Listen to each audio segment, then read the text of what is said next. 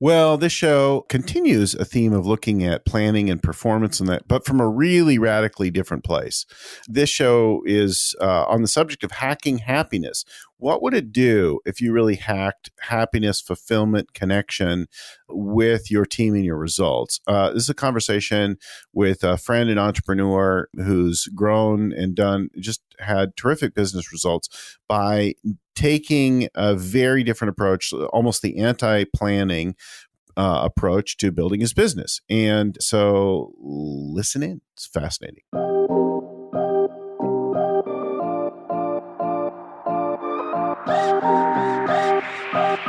Hello and welcome again to the Scaling Up Business Podcast Show, where we talk about all things scaling up. I'm your host, growth coach Bill Gallagher. So on the show with me today is a dear old friend, a business friend from the world of entrepreneurship in the EO or Entrepreneurs Organization San Francisco chapter. We've both been around for a lot of years, and I'm excited to have him because he's taken a novel approach to the cycle of planning and so on. Mike Simonsen, welcome to the show. Thank you, Bill. Yeah. So you've taken a novel approach. You were talking to me about it at a party over the holidays, and I thought, we should do a show about that. It really dovetails with some of the ideas that we were talking about a couple of weeks ago with Vern Harnish. So you have a company, Altos Research.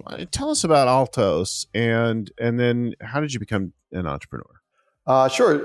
At Altos, we do real estate data. We track the U.S. housing market, every house that's for sale every week, and we analyze all the pricing and the supply and demand and the market conditions, and we bubble up those analytics for people who care. So it's a data company that reaches Wall Street firms and investors and traders and hedge funds, but also we deal with thousands and thousands of real estate agents and people in the real estate profession related who need to reach consumers, their business with that information about what's going on. How's the market today? Yeah. So it's a SaaS marketing platform for them. It's a email marketing and it's social marketing, and it reaches people with that content.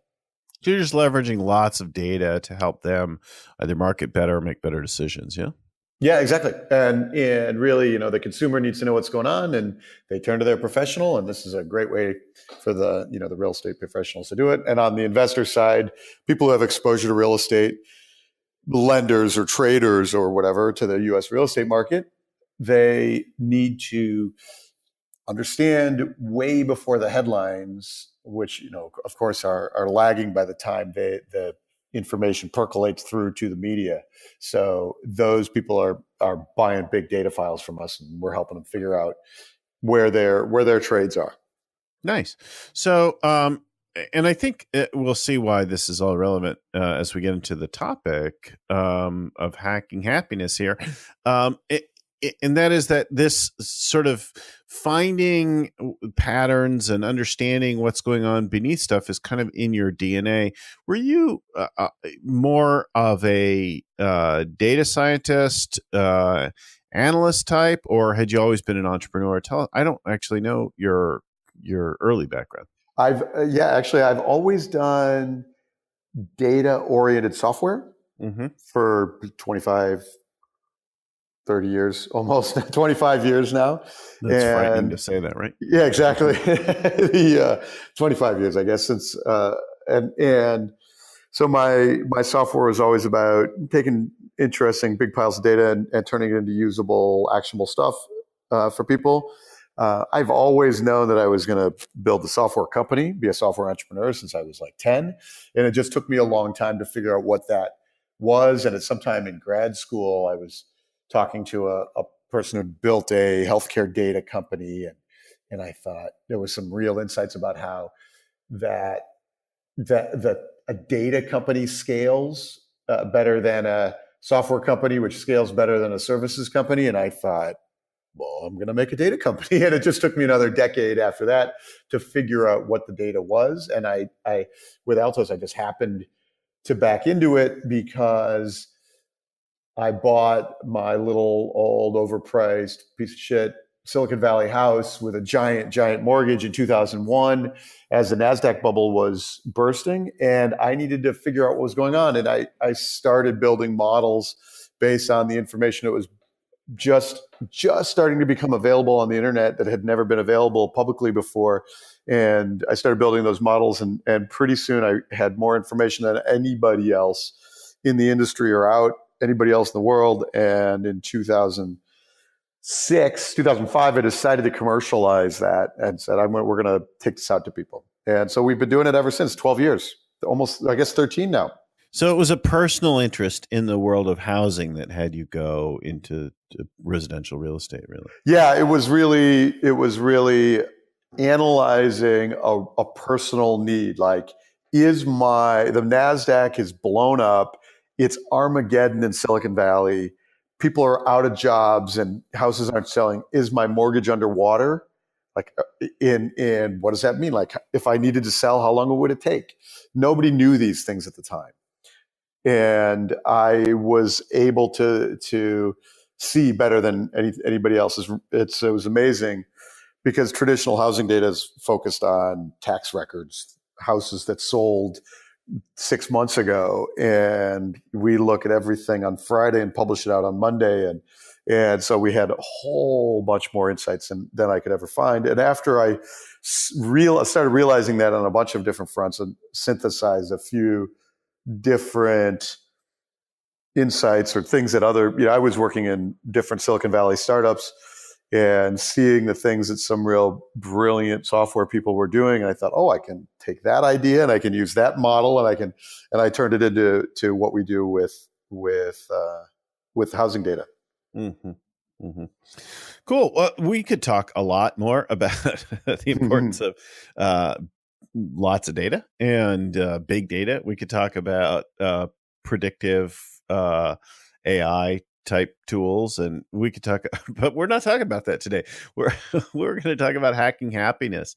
And so, what does that mean to you? Is that the term you use? And where did this become of interest?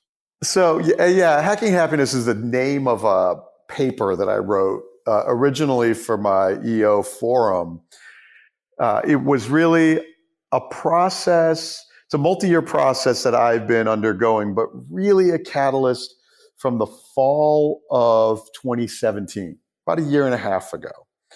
We're at this point, the company's 12 years old, 11, 12 years old.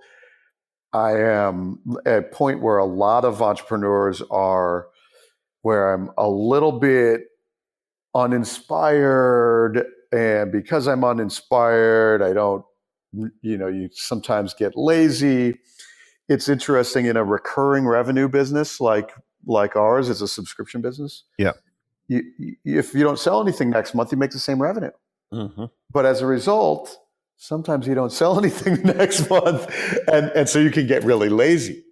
And it's magic when it's working well, but it also, and so I was getting lazy, and you see yourself in this funk, and how do I break out of it? Yeah. And the stuff, the pillars, as I describe them in my Hacking Happiness paper, are things that evolved, observations about my internal state, my frame of mind, and then what we can do about achieving joy in our work, in ourselves, and what that means for the business down the road. So I organized it into these 9 pillars, and then started gathering tools and reading a bunch of books, and you finding evidence all over the place supporting random hypotheses that I might have. So I pulled it together into this paper, and then I executed on it for myself over 2017 and 2018 with really good results. Like, I had a great year in 2018. Mm-hmm. Personally, and the business thrived as well. It was the best year I've ever had. It was unbelievable.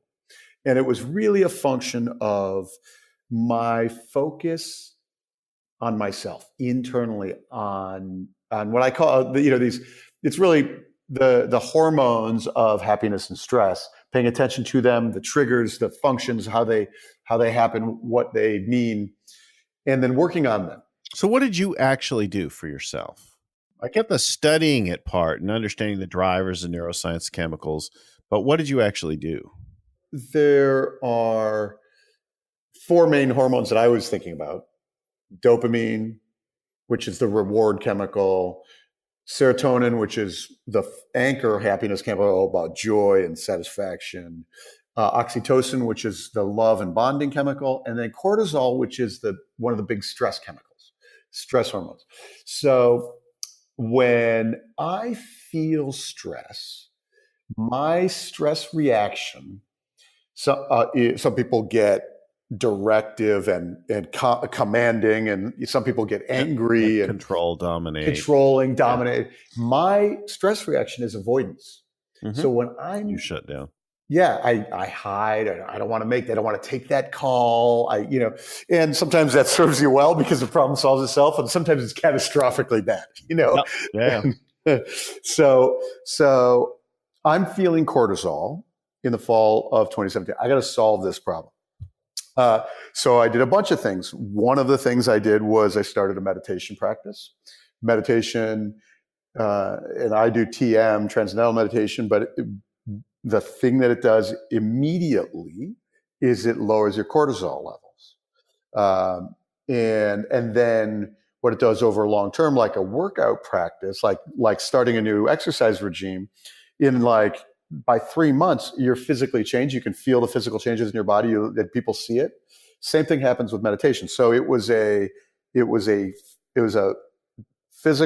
physiological change in my body, my production of the stress hormones, how I react to them. Meditation was one of the things I did at that time. But you're not actually measuring hormonal levels. You're simply noting. Well, I didn't measure cortisol per se, but I do measure testosterone, and I have for like a decade with my annual physical with my doctor. And what's interesting is, as it turns out, cortisol and testosterone are both made in the adrenal gland. They both take cholesterol as the input. And so when you are stressed, your cortisol production climbs, your testosterone, among other things, drops. And after like 3 to 4 months of my meditation practice, my testosterone was 25% higher than it had been in 10 years. So literal physiological measured changes in my body. And testosterone for, guys in their 40s, like that's the fountain of youth. Like everything feels better when that's better. Absolutely. Yep. And that was a function of meditation. It's a function of a bunch of other things too, but that was one of the things I did. The other thing I did for the business per se was you have to put in some kind of action plan for the year. You have to build some kind of plan. And I have over the years been really, really unskilled at implementing action plans, one-page plans, the type of scaling up or EOS things. I've been, MAP, all of these things, almost universally failure for me when I've done them. And I was trying to figure out why. And I was trying to look at other successes that I have had and one of the things I've done over the past 3 to 4 years that I've had success with is weightlifting. So I've been a weightlifter for my whole adult life, but you go through waves, on and off, and you sometimes don't do much. And I was feeling the need to improve. So 3.5 years ago, I started a new workout regime, new weight program, and I didn't set any goals, but I did track how much weight I was lifting. And after 3.5 years on that program, I've lifted. So you had no plan or goals, but you. But I measured. But you measured and recorded. But did you have a schedule? Anything like what Yes. caused your frequency, or did it just? Yeah. So I did have a schedule. I had a workout plan that was do this on Monday and this on Tuesday. And Okay, so there was a plan, just not a goal. right. Okay. And so after 3.5 years, though, I lifted 25 million pounds. And I look at that, and it was like, and it's You can hear the remarkable. data geek, right? Our Yeah, listeners can hear it. exactly. But remarkable. And no way, there's no possible way I could have set that as a goal, as a BHAG, as an Why do you say that? because you don't have any idea about what how much can I lift? How often am I going to do this? When do I get distracted or discouraged? Like I couldn't have gone in advance and go, okay, 3.5 years, I'm going to do 25. But what I did do, because, if you set 25 million as a goal, and then you go in the first couple of months, you're like, holy shit, I got 12 and I only did 3 days this week. I'm like, oh, I'm so behind. Like now looking at the plan is itself a demotivator. Like, oh, like it makes me feel bad at how I'm not achieving. In fact, you talked about this in your conversation with Vern Harnish. You set a BHAG at a previous company, and it was demotivating. And so that's what I've felt super often. And in this case, now I'm looking back, and now it's my measurement was it can only be positive, right? It grows every time I look at the thing because I just did another workout, and so I said to myself, what can I do in my business that can only be positive? And what can I measure? What can I encourage, and what can I measure? And then how do I track that? And what's interesting is that immediate measure, that measure every day, the number is a dopamine reaction, which is like, good job, you did that today. You lifted more weights. You made these calls. In my case, it was how many customer calls are you making in a day, in a month? With the assumption that making customer calls, good things happen. So you get a little bit of dopamine when you do these calls and you track it. What I'm interested in is that what happens is with dopamine is that when you don't make the calls, or when you look at the plan and you're not achieving, now the dopamine falls and the cortisol rises. And this is when you get discouraged, because dopamine is a real short-term reward system. So, but what if you create a plan and you say, I'm going to work out every day, or I'm going to make calls every day, and then a day goes by and you don't make any calls, you don't make as many calls? Right. So that's why I don't ever set the plan as I'm going to work out every day. It's you can look back and go, oh, look, I am now at 2 million pounds, or I'm now at 50 calls. And the next time I look at it is after I made another call, and I'm now at 51 calls. So for me, the important thing was not to try to set a goal or a plan of X calls per day, but really just track how many you're doing. And now that I'm tracking, I'm like, ooh, I get a chance to sneak another one in to get a little more dopamine. And let me translate and come alongside a little bit for our listeners. Let's keep going. So one thing I hear that we do consistently is just pick appropriate metrics to track. I mean, we'll track different things that are sort of activity driven that you have a lot of control over, and then we'll track result oriented ones. Like I did so many sets or whatever, and now I can lift so much. So we'll track like the progress towards something as well as the activity. So we might track proposals made and dollars booked or something like that, right? But the key is picking the appropriate metrics and asking yourself, am I still using the right ones? And the idea of having a balanced or leading lagging kind of metric. The one thing I think we don't always think about, like in the execution world, I don't know if it's as related as this of it, but it's like, how could this thing go wrong, or where could I get out of balance in some way? And in my experience over time, I have never picked the right metrics in 25 years. Mm-hmm. Never. And so unless it's, like this workout where it's like 3 years later, I'm like, oh, look at that. And so my observation was, we get in this, I call it a dopamine cortisol cycle. Mm-hmm. You work for a little dopamine, but then you miss it, and then the cortisol kicks in and you get discouraged. So it's a little cycle. And I needed to break out of that cycle, and I needed to do it with serotonin. So my observation is that serotonin is joy, it's our purpose in the world, it's our confidence. It's a different feeling from the high five of dopamine.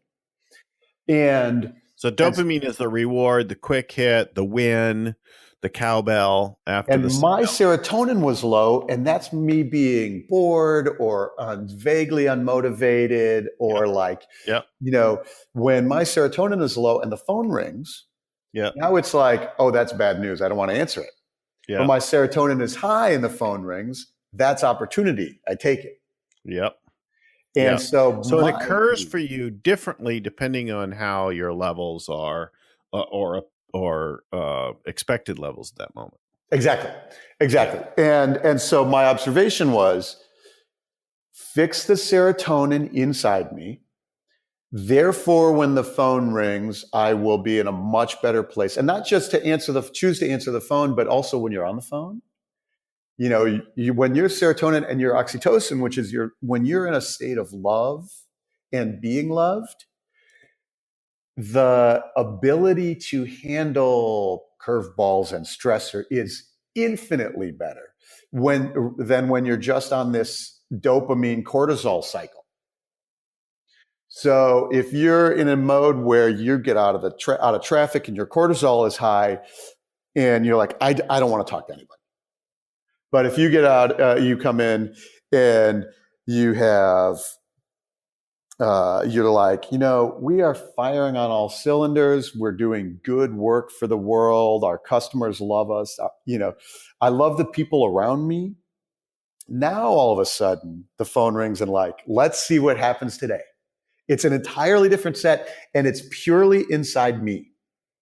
So when I think about, so we work a lot with folks, and I suppose some coaches more than others and stuff, but at the beginning of all clients' work is the purpose of the business. Very early on, we're articulating a purpose, a why of the work that inspires them.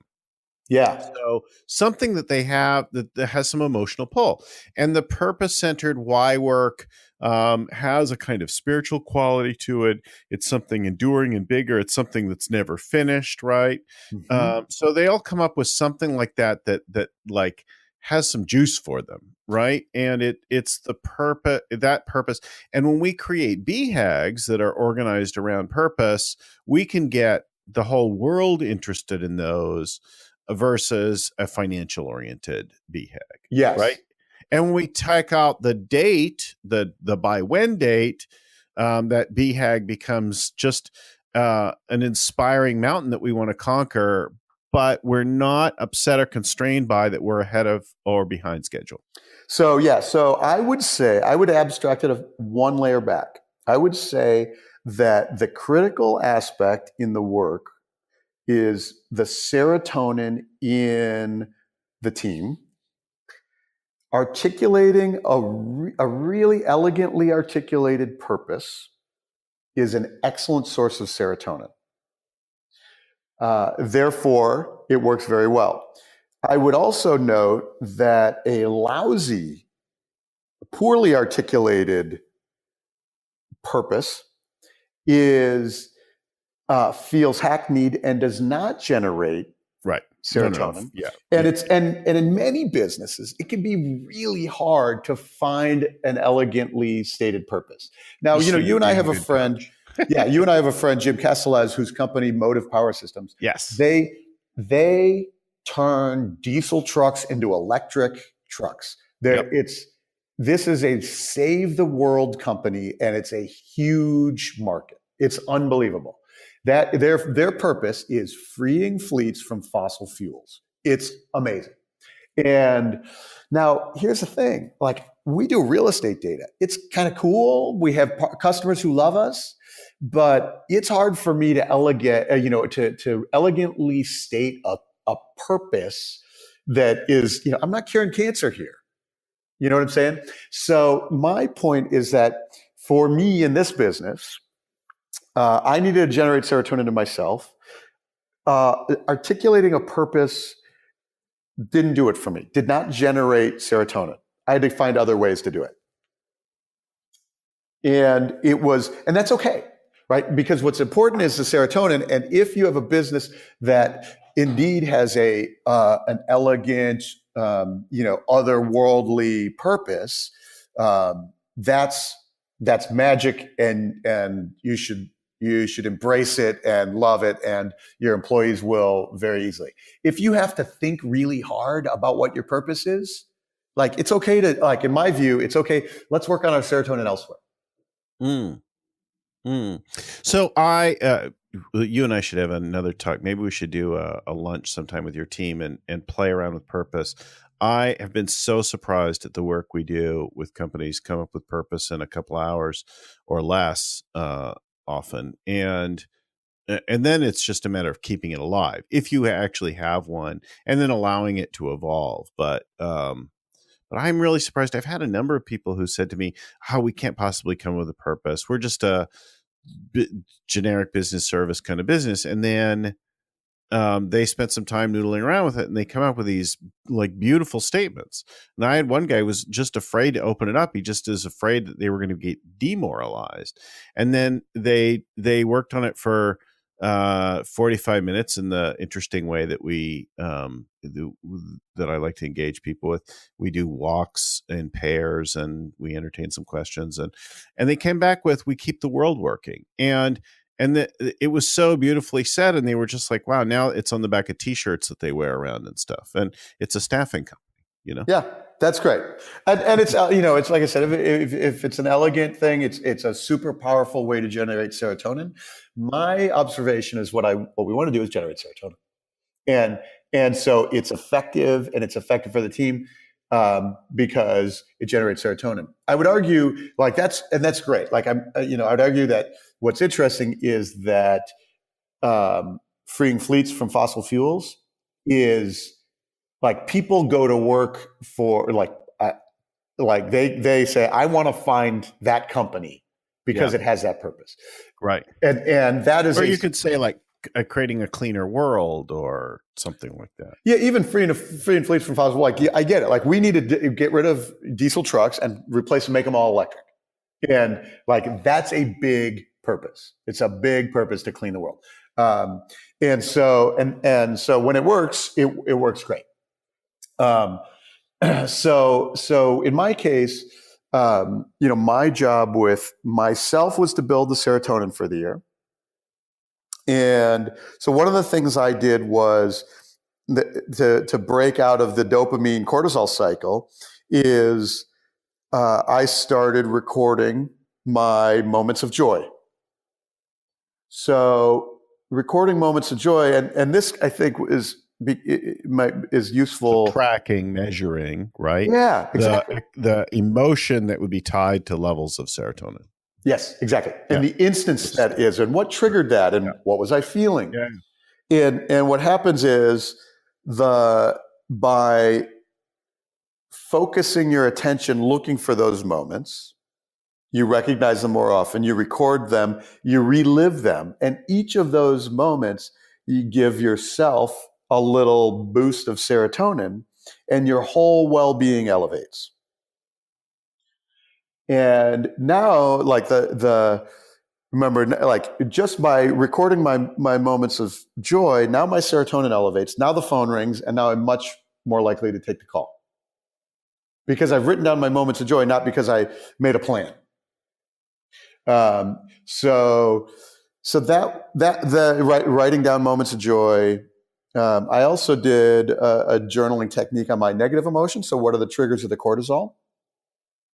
And by doing that, it allows to process out, label, process out, remove the ego, And that is by the act of journaling the negative emotions actually decreases the cortisol. And now it lets room for the good hormones to flow. So those were two big steps that I did. I have a dopamine track of the phone calls I'm making, customer call touches. And then of course what happens is when that number builds, now you get good things happening, and now you realize that you're good at your job, serotonin climbs. Now, the other thing for our listeners, both of these activities, the being aware of and tracking the positive, and then journaling the negative, are both would both live within the world of mindfulness practices, right? Bringing self-awareness to your state. Yes. And mindfulness practices and the self-awareness has, as related to the meditation, has a thing. One of the pillars that I talk about in the Hacking Happiness paper, one of the pillars is we have this section of the brain called the default mode network. Mm-hmm. It is where, it turns out it's where we process, where our happiness lives or recedes. It's also where we process the thoughts about the ego, about the self, and about our conception of time. So, when you look at a list, when you read a list of adjectives, when you're under an MRI scan, you read the areas of your brain that are associated with reading are firing. When you are asked to apply those adjectives to yourself, the default mode network is firing. So what the observation is that all of the mindfulness practices, all the spiritual practices throughout history, and to current day leadership, any successful framework about leadership and personal growth has us be in the moment, not in the past or the future, not dwelling on the past or worrying about the future. It's being in the moment, and it's removing the ego. It's dropping the ego out. It's the team. It's service-oriented leadership. It's giving out. And so what we are doing physiologically is calming the default mode network of the brain. We are dropping our cortisol production and increasing our serotonin. It's why when you look at these things, now that we have these high definition functional MRI scans, you can see this in super detail, and it's why all the evidence is starting to pile up about why meditation works, and why mindfulness works, and why basketball coach John Wooden's framework works, because they are all about dropping time, dropping the ego, and embracing the gift out to the world. They're so serotonin anchored as opposed to dopamine and cortisol anchored. My wife Laura and I were talking about, so we both actually work in coaching now. She runs the old jewelry business that we had still, but spends a lot of her time doing a little bit different kind of coaching in our world. And we were both talking about this negative self-talk, the internal conversation, the voice in your head that never is rooting for you to be awesome, but speaking your fears and doubts and things like that. And that goes into like super loudspeaker and highly repetitive mode when we're experiencing anxiety, profound anxiety attacks. That kind of thing is probably a pretty good sign that something else is at work other than your serotonin and dopamine. Yeah, exactly.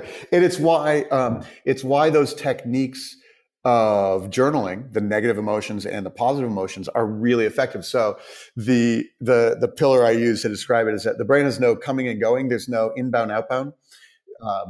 The hormones rise. If I sit there and I stew on that asshole who cut me off in traffic, hours later my cortisol is elevated. If I, on the other hand, if I think about a athletic competition, and if I stew about losing, my cortisol rises. If I lost and I think about all the things I won and my camaraderie and my team then my serotonin rises, my cortisol drops, my testosterone rises. It is how we process that.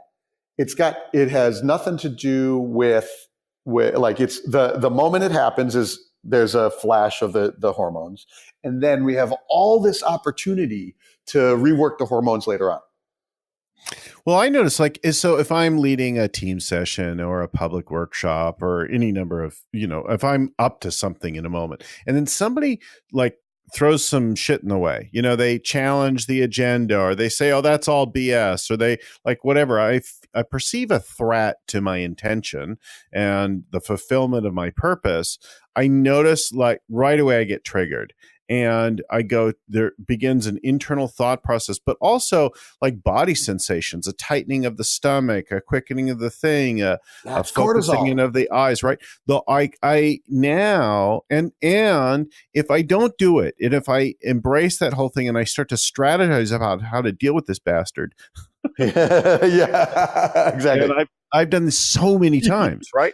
Yeah. And even though I know it, there's like no escape in that route. But if I say, wow, look at me getting triggered, if instead of thinking about them, I notice myself and I'm like, wow, I really got like my heart's picked up, the whole thing that upset me what that guy said or that woman said.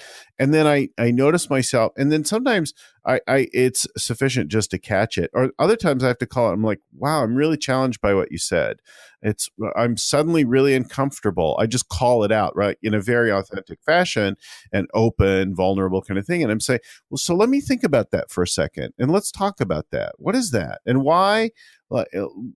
And sometimes it'll be, oh, you misunderstood me, right? And then the trigger's gone. Or other times it'll be like, yeah, no, we need to talk about this. And then that automatic thing, which is either like run away or freeze or fight, right? Fight, flight, or freeze are the stress responses that are commonly talked about. Instead of doing one of those, and we often have one or two that we're particularly comfortable with. We like, I love to smash the other person, and we set that aside, and then we come alongside them and us alongside ourselves, and we start to look together. And I think that's actually where you haven't talked much about it, so we should go there next for the question. But the oxytocin side, because for me, it feels like oxytocin and love is about connection and acceptance. When I perceive myself as connected, related to the people around me, accepting them for them, feeling accepted, that's when love's present, right? Yes. There's nothing that I need to change with anyone or anything like that. Love is abundant in that moment, whether it's a romantic or familial or even just a business setting. Bonding, right? Yeah, that's right. Teamwork. Connected in some fashion. It feels really good. And so I think about the human side, the people side of our work. I think about communication work. I think about some of the stuff that we do in that realm. What did you do in the world of the oxytocin? So oxytocin is gratitude. So expressing gratitude. It is that, gratitude about the social bonds, but also here's an interesting thing, communicating to my team unconditional love. And we think very often, like people, I say that to other business leaders and they're like, what? You can't do that. You're not allowed to do that. But unconditional love, meaning it's not conditional based on performance. Like, I love you is not based on performance, because if it's based on performance, it's dopamine, and it's hollow. Right. But it's I love you, and then it's I love working with you. I love having you guys around, and then we give and receive love in the 5 love languages, is the book, The 5 Love Languages, and sometimes it's words of affirmation, sometimes it's gifts, sometimes it's quality time, sometimes it is acts of service. Sometimes it's physical touch. And we can communicate love. Like if my team has words of affirmation as their love language, like I communicate love. Some people are gift people, and so giving them the gift. Some people need my time. And by the way, that was a big part of my change for the year. So I was doing that with my employees. and feeling it in myself, right? So there's no coming and going. It's like I give it out so that I am increasing my oxytocin. I am more loved in my company. Like I am such a better frame of mind because I'm giving unconditional love. So I have a kind of interesting a logical or mathematical definition of love, forgetting the language that it's expressed in, the particular things that land with people. It's this: it's caring plus acceptance. Mm-hmm. So if I care but I don't accept, that looks often like hate, right? I'm angry. I hateful. I've got a problem. I care enough. If I accept but I don't care, that's kind of indifference. Like, yeah, whatever, that person's dirty over there, but they're nothing to me, right? But when I care and I accept, that's love. Yeah, that's great. I'm interested. I care. Like I absolutely could see. You could see that. So in if a I'm like, management what if scenario. love isn't present, right? And it's weird for a lot of people to talk about love in a business setting or other Super kind of weird. organizational setting, right? Yeah. But if you could just set your weirdness aside for a minute and consider, do you care about these people? If you don't care about them, you may be indifferent. That's a different conversation. If you don't accept them, you might find you're frustrated with them. You want them to be some way other than the way they are. And sometimes you need to fire them, right? Yeah. Because what they care about, their performance, that kind of thing, is inconsistent with the requirements of the organization. But I can still love someone and let them go. Like, oh, you're never going to win here. Like, you need to go. In the Hacking Happiness paper, I have a section on the resources and tools. One of the tools that people are familiar with is the criticism compliment sandwich, which is like, I got to deliver bad news or criticism. And so you sandwich it in compliments. What the observation that I've had is that's really lousy advice a lot of the time. But it's lousy because we tend to do dopamine, cortisol dopamine, meaning you did a good job, this is a bad job, this is a good job. And now the person goes away either thinking he's full of shit, he's bullshitting me, or hey, 2 out of 3, I'm pretty good. And so it's lost. Rather, my insight is serotonin, cortisol, oxytocin. We're doing great things. We need you to fix this for the team. But I love working with the team. Now that person hears the criticism, serotonin, cortisol, oxytocin, and says, I want to be part of this team. I don't want to let these people down. So that compliment sandwich, if it's dopamine, cortisol, dopamine, is hollow, it's fake, it doesn't work. If it's serotonin, cortisol, oxytocin, that's how we deliver that into an opportunity for people to change, for them to register so that they feel good, and not, for example, hit their stress reaction, which is avoidance or anger or whatever. So that's sort of the point of turning the whole view of the happiness into the different hormone components, the different component parts of it, because that way it allows us to see that execution. And ideally, you've been giving oxytocin to the team for a month, and now I got to deliver bad news. This person is loved, but they have something to fix. We've given folks a ton to think about, and I think we've covered at least the big parts of the thing. So the typical dopamine, cortisol, serotonin, oxytocin mix of things, and how to get them in balance and all working versus just being cycling of the two in the business setting. And I'm going to put a link to your white paper in the show notes for here. So look for that. If you want to send Mike a note and understand how he led their strategy day and what they did and so on, just send to Mike at Altos Research. I'll also put that link in the show notes as well. So we'll put a link to the white paper that you've written, which is just a ton more detailed stuff on this right there. Yeah, the serotonin strategy day was my So 2017, 2018, it was internal. My plan for 2019 is how do I take this whole system for my team with the assumption that all good things cascade from having us be in the right happiness, joyful, content, purposeful place. And so we didn't set any dopamine goals for the company. We only set serotonin goals. And what's interesting is you mentioned dealing with a tough person in a consulting environment. One of the things I did was, first of all, I had my team record their moments of joy before they got to the session. Like I said, we're going into strategy day. What I want you to do is write down the moments that you felt most joyful and be prepared to share them. That was their homework. And then when we started the session, we started with a group meditation. The group meditation calms the DMN, so taking out time, being in the moment, giving gratitude, and removing the ego. So cortisol drops before we've even started talking. We bring the cortisol down, we bring people. And so now Mr. Throw up objections is way more in a content space, ready to absorb and perform. Yep. So that was one of the techniques I did is led with a guided meditation. All right. We need to wrap the show. That's awesome stuff. I think people are going to use this. I've begun to even use some of these things. We started talking about it last week with Vern, or 2 weeks ago with Vern.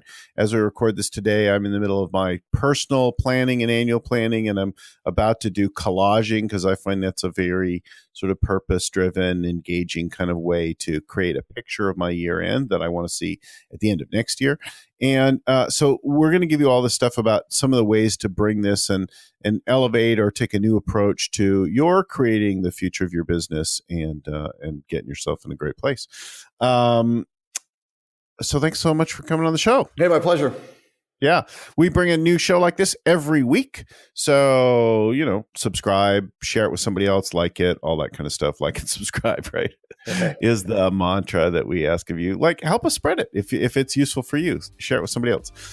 You'll get some oxytocin and maybe some serotonin hit off that. And find us every week at scalingcoach.com, along with all the other shows that we've done. I don't know, 132 now or something like that, on every imaginable topic that you might find out there, along with downloads of free tools and the Scaling Up book and all that kind of stuff. Scalingcoach.com. Thanks again, Mike. See you soon. Thanks, Bill. I want to give special thanks to our original growth guru, Vern Harnish. Our show is produced by Crystal Carson, and the audio production is done by Podfly Productions, with audio editing by Albert Burge and show notes compiled by Ein Kodina, with proofreading by Tim McGowan. Once again, if you got some value out of the show today, please pass it along, share it, like it, subscribe, do all that stuff.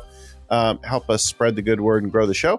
And let us know the parts that you love. Drop us a line at info@scalingcoach.com. Thanks again for listening, and keep scaling up.